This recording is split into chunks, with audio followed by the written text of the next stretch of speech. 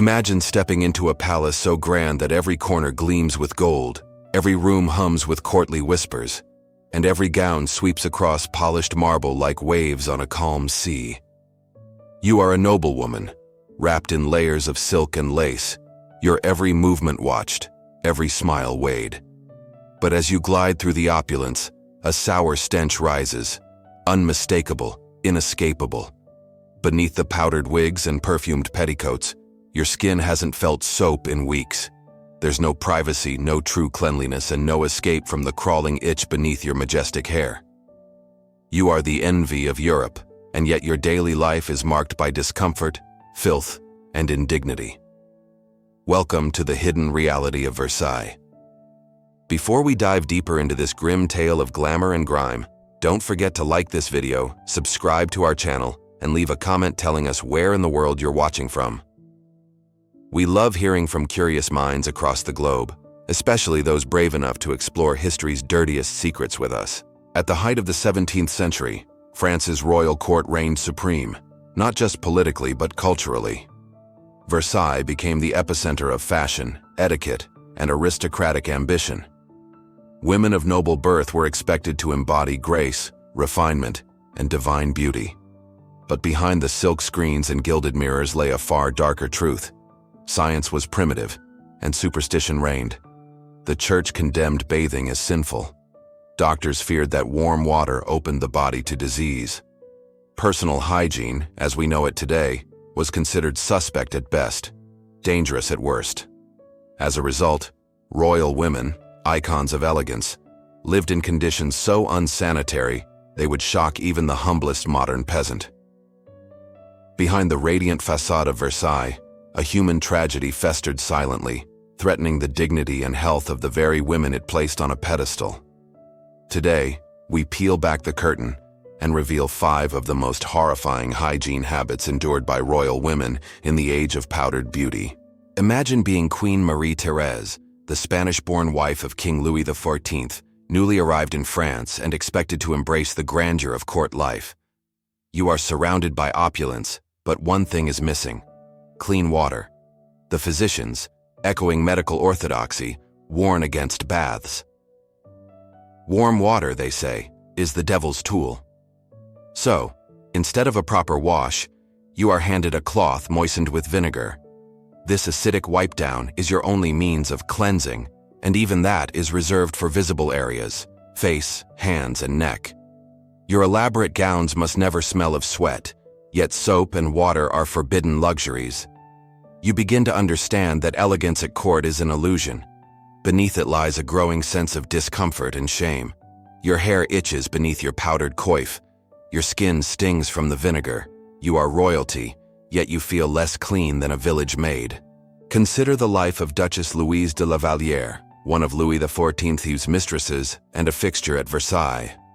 As a court beauty, she must maintain an image of flawless style. Her towering hairpiece, a fortress of wire, wool, and horsehair, sits heavy on her scalp, glued in place with animal fat pomade. Days pass, then weeks. The wig is never removed. Washing is out of the question. Beneath the ornate curls, lice flourish. The Duchess, dignified and poised in the ballroom, secretly scratches her scalp with a silver lice claw, a long-handled grooming tool designed to soothe the itch without ruining her appearance.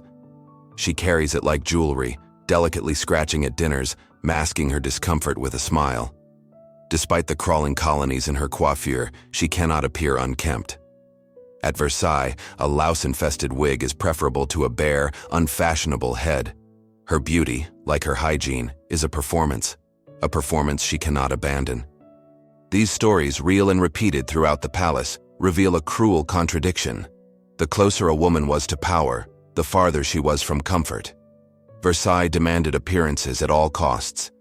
And while the gowns shimmered and the chandeliers sparkled, the personal toll was immense. The stories above show the human cost. But just how far did this tragedy spread? Step into the manicured gardens of Versailles, where roses bloom, peacocks strut, and nobles stroll in leisurely grace. But look closely, and you'll see more than flowers and fountains. Hidden among the hedgerows are the stains of a darker reality. Without a proper sewage system, the sprawling palace became a playground of improvised toilets. Chamber pots overflowed. Courtiers, both men and women, relieved themselves behind statues, under stairwells, and even in the hallways. Noblewomen had to lift their heavy skirts not just to curtsy, but to avoid stepping in human waste. The once sacred corridors of royalty echoed with the stench of ammonia and decay. By 1715, the situation was so dire that a royal order mandated cleaning the palace corridors once a week. A revolutionary improvement. The glamour was quite literally layered over filth, and no amount of perfume could mask it. Royal feasts were legendary, showcasing the power and abundance of the crown. But beneath the opulent silver platters and overflowing goblets lurked invisible horrors. The kitchens of Versailles, plagued by poor drainage and frequent sewage backups, became breeding grounds for contamination. Queen Marie Antoinette herself once suffered a severe intestinal parasite, likely from undercooked meat tainted by unsanitary conditions. These weren't isolated events. Tapeworms, food poisoning, and gastrointestinal distress were as common as corsets. The cooks had no access to refrigeration, and spoiled food was often masked with spices or sauces. Women at court were expected to dine gracefully, yet many endured cramps, nausea, and even infection while smiling through their meals. The grandeur of royal dining concealed a digestive nightmare. So far, we've seen lice, filth, and disease haunt the daily lives of France's most privileged women. But these horrors didn't just happen. They were allowed, even justified, by the science and beliefs of the time. With the scale of the tragedy now clear, an urgent question arises. Why was this allowed to happen? In 17th century France, the pursuit of hygiene was not just misunderstood. It was actively discouraged by those in power. The medical orthodoxy of the time, steeped in humoral theory, warned that hot water and open pores were pathways for disease. Bathing, especially in warm water, was thought to disturb the body's delicate balance of fluids: blood, phlegm, yellow bile, and black bile. Physicians feared that a clean body was a vulnerable one, defenseless against miasmas or bad air, believed to be the source of most illness. This theory dominated European thought for centuries and was often supported by anecdotal evidence, such as outbreaks following communal bath use. The Catholic Church reinforced this fear, linking frequent bathing with vanity and moral corruption. Public bathhouses were viewed as places of temptation and sin, especially for women. Cleanliness of the body, it was said, could lead to impurity of the soul. Thus, modesty and spiritual purity became more important than physical hygiene. For noblewomen, whose virtue was constantly under scrutiny, the pressure to avoid bathing became a symbol of piety rather than neglect. Additionally, the rigid hierarchy of court life left little room for practicality.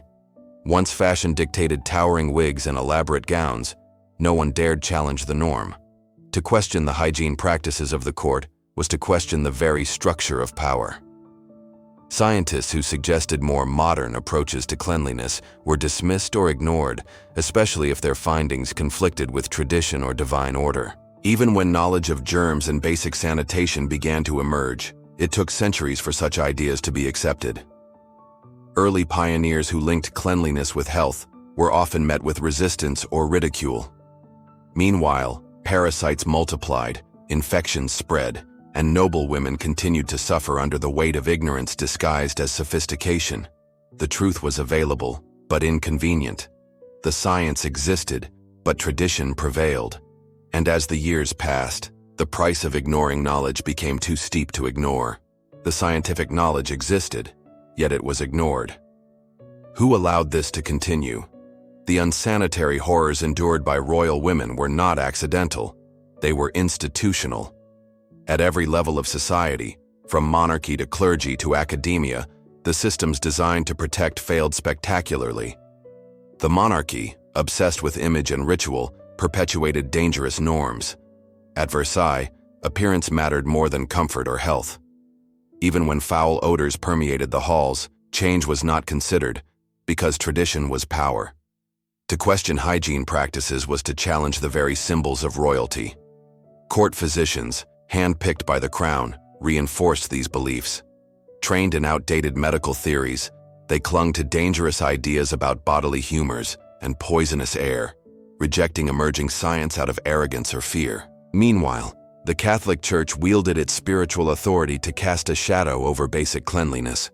Bathing was not only discouraged, but condemned. In a culture where salvation trumped survival, bodily care became a taboo. The Church's powerful influence ensured that generations of women suffered silently under the weight of religious expectations. Academic institutions and medical guilds also played a complicit role.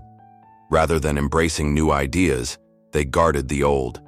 Innovative thinkers who hinted at germ theory or promoted sanitation were dismissed as heretics or quacks. This intellectual stagnation, rooted in elitism and tradition, allowed misinformation to flourish. There were no incentives to change, and no protections for those who dared to question the status quo. Even society at large played its part. The general public, enamored with royalty, copied their practices without question. Servants, merchants, and the urban poor often looked to the nobility for guidance. If noblewomen didn't bathe, neither did they. This trickle-down effect of ignorance magnified suffering far beyond the palace gates.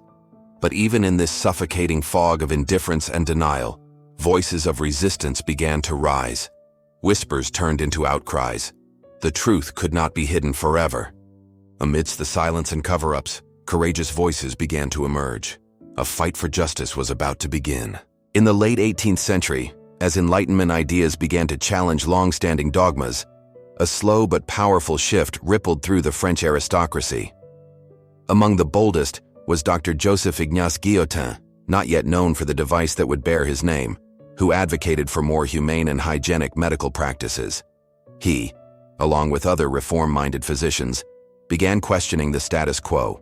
They spoke out against the neglect of sanitation, the outdated teachings of medical faculties, and the royal court's dangerous habits. The writings of philosophers like Voltaire and Rousseau also lit a fire under public consciousness. They mocked the extravagance and ignorance of the monarchy, exposing Versailles as a symbol of rotting decadence. Satirical pamphlets and underground publications highlighted the absurdity of a palace filled with perfume and parasites. These weren't just humorous jabs. They were calls to awareness, seeds of revolution. Women, too, found their voices. Marie-Angélique de Coudray, a pioneering midwife, defied tradition by publishing a childbirth manual and training rural women in hygienic delivery practices, an act that openly challenged male-dominated medicine and church restrictions. She advocated for clean hands, sterilized instruments, and mother-focused care, concepts that would one day become standard, but at the time were revolutionary. Perhaps the most powerful blow came during the French Revolution. As the court was dismantled and noble heads rolled, the myths of royal infallibility shattered. Hidden truths were dragged into the daylight.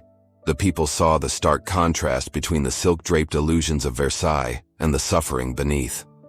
Public health began to matter, not just for the elite, but for everyone. What had once been whispered complaints in scented salons became a roaring demand for change. Hygiene became politicized. Clean water, proper toilets, and education on sanitation slowly found their way into national discourse.